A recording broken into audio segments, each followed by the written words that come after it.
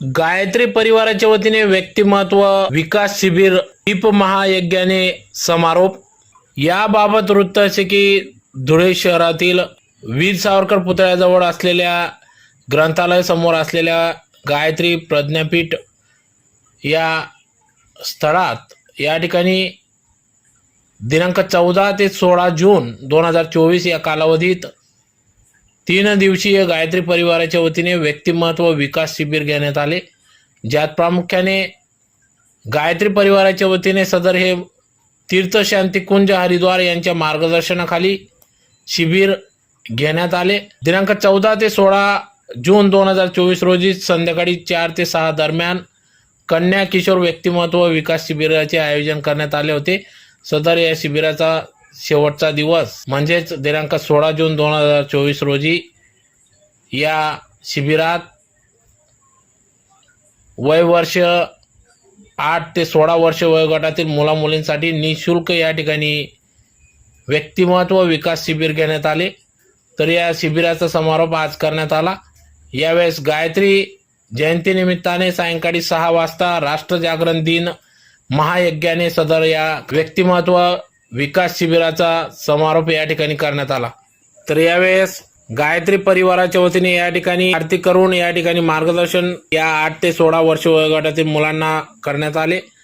तर त्याचबरोबर राष्ट्रजागरण दीप महायज्ञ या ठिकाणी राबविण्यात आला, ज्यात दिवे लावून ज्योत पेटवण्यात आली व महाआरती करण्यात आली। तर असे भक्तिमय वातावरणात धार्मिक कार्याबरोबरच या ठिकाणी विविध कार्यक्रमांचे देखील आयोजन करण्यात येत असते, ज्यात प्रामुख्याने विद्यार्थ्यांना या ठिकाणी मार्गदर्शन ठरणार असून येत्या काळात या व्यक्तिमत्व विकास शिबिराच्या माध्यमातून या ठिकाणी मुलामुलींना या ठिकाणी मार्गदर्शन करण्यात आले, शिबिर घेण्यात आले। तर अशाच प्रकारे गायत्री परिवारातर्फे विविध कार्यक्रमांचे आयोजन करण्यात येत असते, त्यातलाच एक भाग म्हणून आज या व्यक्तिमत्व विकास शिबिराचा समारोप या ठिकाणी करण्यात आला। यावेळी मोठ्या संख्येने गायत्री परिवाराचे सदस्य, धुळेकर नागरिक उपस्थित होते। तर यावेळी महाआरतीनंतर महाप्रसादाचे देखील वाटप करण्यात आले। तर महाप्रसादाचा जाधव परिवाराने या ठिकाणी अन्नदान केले। तर या कार्यक्रमाप्रसंगी अंमळनेरचे छोटू भाऊ शिंपी, प्रज्ञापीठाचे प्रमुख सुधाकर दादा बेंद्रे, उपप्रमुख उपाध्याय योगेश बोरसे, गोविंद दुसाने, महादू जाधव, शोभाताई दलाल, मंगलाताई पाटील, अग्रवालताई, चित्राताई पाटील, चितोडताई आदी सर्वच गायत्री परिवारातील पदाधिकारी सदस्य या ठिकाणी मोठ्या संख्येने उपस्थित होते।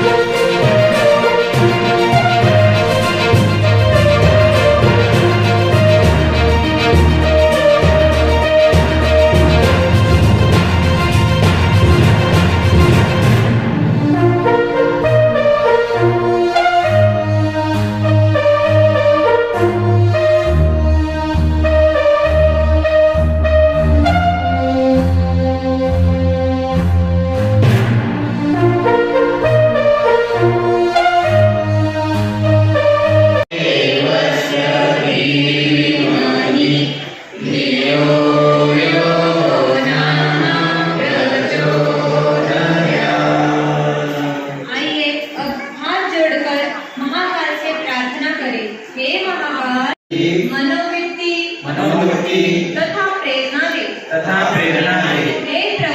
हे प्रभु हमारे संकल्प पूरे हो। हम सुख सौभाग्य श्रेय पुण्य तथा आपकी कृपा के अधिकारी बने। आपसे दिव्य अनुदान पाने और उन्हें जन जन तक पहुँचाने की हमारी पात्रता बढ़ती रहे। कलश पूजनम। सभी देव शक्तियों को पात्रता है और श्रद्धा रूप जल है। विभिन्न प्रकार के देवता एक साथ सहयोग पूर्वक सप्तद्वीपावसुंदरा ऋग्वेद यजुर्वेद सामवेद अथर्वणा अंगहिताः सर्वे कलशन्तु समाश्रिताः। अत्र गायत्री सावित्री शान्ति पुष्टिकरी सदा त्वयि तिष्ठन्ति विष्णु त्वं च प्रजापति आदित्यावसौ ईशन्ति सर्वेति यतः कामफलप्रदा तत्प्रसादादिमं यज्ञं कर्तुमीहे जलोद्भवं सान्निध्यं कुरु मे देव प्रसन्नो भव सर्वदा। देवताओं को आमंत्रित करते। तो देवताओं को आमंत्रित करने से पूर्व हमारे यहाँ पे कोई मेहमान आते तो हम उनका स्वागत अच्छे से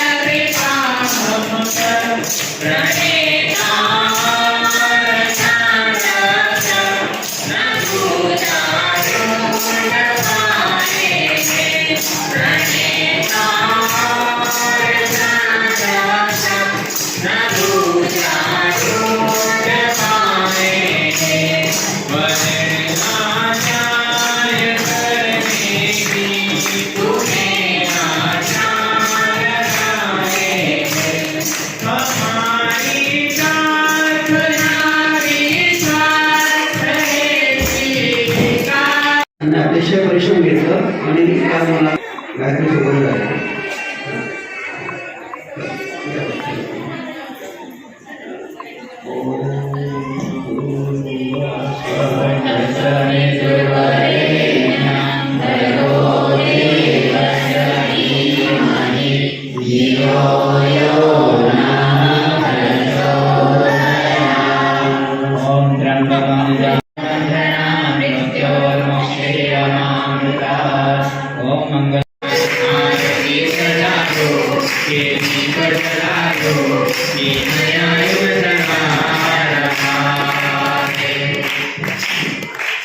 आरती करून घ्या.